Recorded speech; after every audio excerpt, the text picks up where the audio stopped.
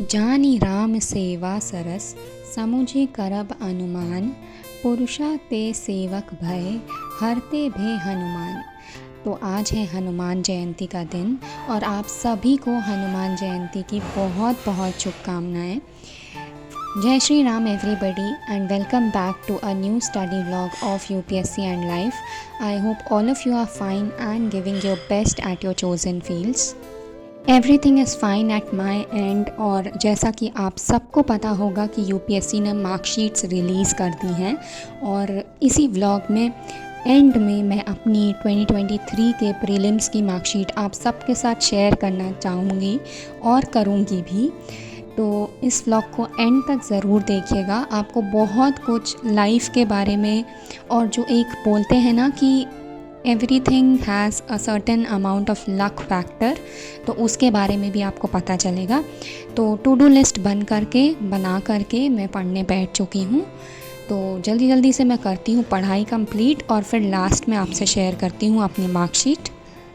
तो मार्कशीट तो मैं आपके साथ लास्ट में शेयर करूँगी ही करूँगी, बट उसके पहले मैं आपको थोड़ा स्टोरी का बैकड्रॉप भी दे देती हूँ कि मेरा प्रीलिम्स हुआ कैसा था और मुझे क्या रिज़ल्ट एक्सपेक्टेड था।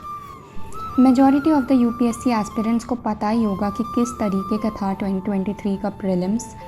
बहुत ही अनएक्सपेक्टेड, अनप्रेडिक्टेबल था। सीसैट का टफ़ होना, बहुत ज़्यादा टफ़ होना और साथ ही साथ पैटर्न का चेंज हो जाना बहुत ही अनएक्सपेक्टेड था हर एस्पिरेंट के लिए। हर एस्पिरेंट पैनिक थोड़ा बहुत किया ही था एग्ज़ाम सेंटर में। सेम मेरे साथ कंडीशन हुई थी, बट फिर भी थोड़ा बहुत काम हो के मैंने अपना एग्ज़ाम दिया था और मैं घर आई थी।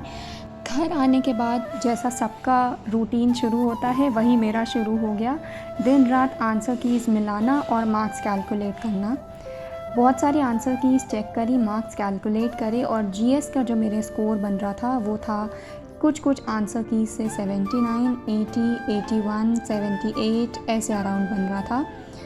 और सीसैट का कुछ समझ नहीं आ रहा था क्योंकि कुछ कोचिंग इंस्टीट्यूट्स इंग्लिश कॉम्प्रहेंशन के डिफरेंट आंसर्स दे रहे थे, कुछ कोचिंग इंस्टीट्यूट्स डिफरेंट दे रहे थे। तो बहुत कन्फ्यूजन था सीसैट में। तो मेरे मन में जो डर था वो यही था कि शायद मेरा सीसैट ना क्लियर हो पाए, कुछ मार्क्स से रह जाए या क्या हो जाए। कुछ समझ नहीं आ रहा था मुझे उस टाइम पर। बट कई लोगों ने मुझे यही गाइड किया कि तुम्हारा जीएस का स्कोर ठीक है, कट ऑफ काफ़ी कम जाने वाली है, पेपर बहुत टफ था, तो आप मेंस की प्रिपरेशन करना स्टार्ट कर दो। मैं भी ओबीडियंट बच्ची बन के अपनी मेंटर्स की गाइडेंस लेकर मैंने अपनी मेंस की प्रिपरेशन करना स्टार्ट कर दी।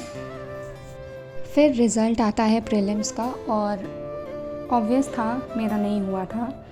ऑब्वियस तो नहीं था, बहुत हर्ट हुआ था मुझे कि फिर से नहीं हो पाया मेरा। बट मुझे ऐसा ही लगा, जो मैं जिस चीज़ पे ब्लेम कर रही थी वो मैं इसी पे कर रही थी कि शायद मेरा सीसैट ना निकल पाए। तो पूरे साल मैंने सबसे, जिससे भी बात करी, सबसे यही बोला सीसैट बहुत टफ़ था, मेरा सीसैट नहीं निकला होगा, सीसैट बहुत टफ़ था, वही नहीं निकला होगा। फिर जब कट ऑफ आई अभी थोड़े ही दिन पहले, जब तक मार्कशीट नहीं आई थी, 75 कट ऑफ थी, तब मैं श्योर हो गई थी कि अब तो कंफर्म है 75 कट ऑफ है, मेरा जीएस निकल ही गया होगा और सीसैट नहीं निकला होगा। तो यही थी मेरी स्टोरी जो अभी तक की थी। फिर आता है रिज़ल्ट, मार्कशीट सबकी रिलीज़ करता है यूपीएससी और अब मैं दिखाती हूँ आपको अपनी मार्कशीट। तो ये रही मेरी मार्कशीट।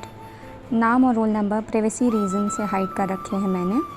पूरा साल जिसको मैंने ब्लेम किया कि मेरा सीसैट नहीं निकला होगा, वो फॉर्चुनेटली अराउंड 3 मार्क्स से मेरा निकल चुका था। 66 मार्क्स कट ऑफ होती है सीसैट की और 69 अराउंड है मेरे मार्क्स। लेकिन जीएस का आप गैप देखिए, 75 कट ऑफ थी जनरल कैटेगरी की, मैं जनरल कैटेगरी से बिलोंग करती हूँ और मेरे जो मार्क्स हैं वो हैं 74.08। पूरे 1 मार्क्स का भी गैप नहीं है, अराउंड 0.9 समथिंग मार्क्स का गैप है। ये देख के मुझे इतना हर्ट हुआ था क्योंकि इतना माइन्यूट गैप मैंने एक्सपेक्ट नहीं किया था कि मैं इतने माइन्यूट गैप से प्रीलिम्स क्लियर करने से रह जाऊंगी। बट कोई बात नहीं, मैं एक लाइन में बहुत विश्वास रखती हूँ, होई है सोई जो राम रचि राखा। जो रघुनाथ जी ने लिख दिया है, होना तो वही है। वो कोई काट नहीं सकता, बस हमें अपना कर्म करते रहना है। तो अब मैं फिर से उठ चुकी हूँ, फिर से पढ़ाई पे बैठ चुकी हूँ। ब्रेक नहीं हुआ था मेरा, बस थोड़ा मैं डिमोरलाइज़ ज़रूर हुई थी कि इतना ज़रा से गैप से मैं रह गई। बट इसी को शायद किस्मत कहते हैं, इसी को शायद लक फैक्टर कहते हैं, या कुछ भी कह सकते हैं, क्योंकि जहाँ इतना ऊपर नीचे होता है वहाँ पे ज़रा सा मेरा थोड़ा सा 1 मार्क्स भी बढ़ जाता तो शायद मैं मेंस लिख ली होती, शायद मेरा मेंस निकल गया होता। तो शायद में हम अपना टाइम नहीं वेस्ट कर सकते हैं, शायद तो बहुत कुछ हो सकता है, उसको साइड में रखते हैं और वापस से पढ़ने बैठते हैं। बहुत ही कम समय बचा है 2024 के प्रीलिम्स को, और इस बार कुछ भी हो जाए हमें निकालना ही निकालना है प्रीलिम्स। कोई भी गैप, पॉइंट का भी गैप अब टॉलरेट नहीं किया जाएगा। बहुत मेहनत करनी है उसके लिए, बहुत सारा रिवीजन करना है, बहुत सारे मॉक्स देने हैं, और उन सब के लिए मैं प्रिपेयर्ड हूँ। थोड़ा सा मैंने मोटिवेशन भी लिया है इससे कि मैं उतना दूर नहीं हूँ कट ऑफ से जितना मैं सोच रही थी। तो आप भी इससे मोटिवेशन लीजिए, बहुत अच्छे से पढ़ाई करिए, बहुत अच्छे से रिवीजन करिए, अपने टारगेट्स कंप्लीट करिए, मॉक्स दीजिए, और मॉक्स का भी रिवीजन करना मत भूलिए। तो इसी के साथ आज की वीडियो का यहीं पर एंड करते हैं। मिलते हैं आपसे नेक्स्ट वीडियो में, तब तक के लिए जय Shri Ram everybody. Please do subscribe to the channel.